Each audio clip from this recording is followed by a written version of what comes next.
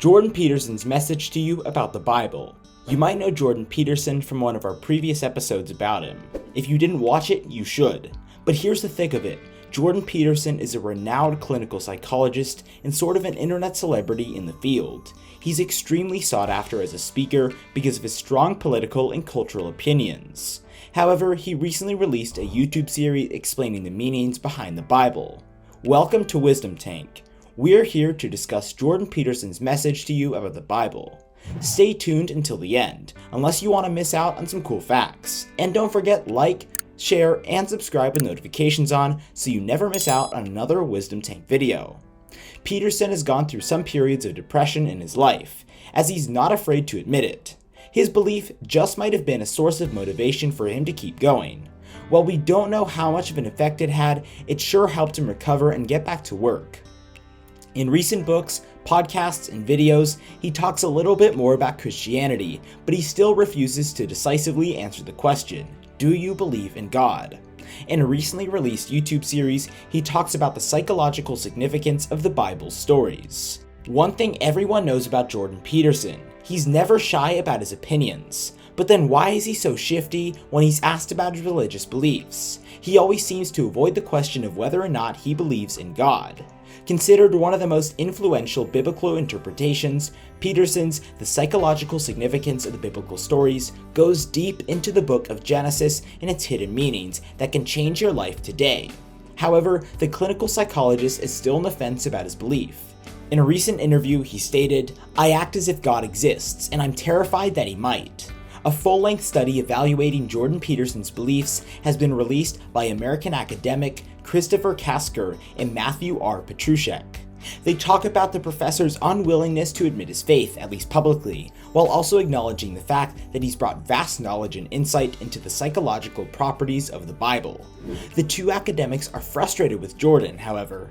His faith is described as the someone sort who is in the parking lot outside the church. They say he's close, but not quite there yet, and they wish for him to take the next step and fully believe. But what's the difference between acting as a believer and actually believing in God? Well, it's like watching a movie about someone doing something interesting or actually doing the thing yourself. At least that's how Kasker and Petrushek see it. The stake is not just getting Peterson to become a full-blown Christian. What they seek is finding out what people really mean by truly believing.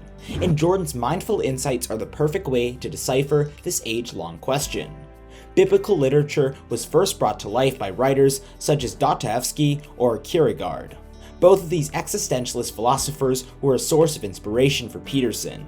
He ran into their accounts and interpretations of biblical facts early in his life, so it's safe to say these two gentlemen helped lead Jordan down his current life path. Peterson said that his view of the world and especially religious beliefs has changed over the past few decades. Even though nothing changed around him, everything looked different. He concluded that the change must have happened inside of him, and now wonders what his belief truly is.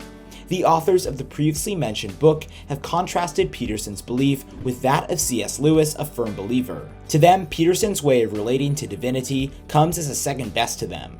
However, as all Jordan Peterson related stories go, not everybody feels the same way. In fact, there exists a large majority of people who think he isn't missing any extra element and that he's already a Christian believer. Even the two authors considered this point of view, citing a quote by Richard John Nowis that goes like this: "If you would believe, act as though you believe, leaving it to God to know whether you believe, for such leaving it to God is faith." This comes as a great defense for the case of the Canadian psychologist being a true Christian. Some of the description of belief as faith-seeking understanding is a popular idea even among some of today's priests. This idea suggests that you don't need to have a full understanding of God, a preconceived notion of what he is and how he interacts with our lives. Instead, through faith, each individual's understanding will come later. This is the exact type of approach Peterson exhibits when he's saying he doesn't fully know, but acts as a believer. Take, for example, when Jesus called the fishermen of the sea by Galilee. He simply said, "Follow me." He didn't offer any proof or argument on why they should follow, but instead allowed them to figure it out for themselves. Maybe they didn't want to follow him, or maybe they did, and along the way they discovered the true reason for which they did so. This example is very similar to Peterson's approach to Christianity.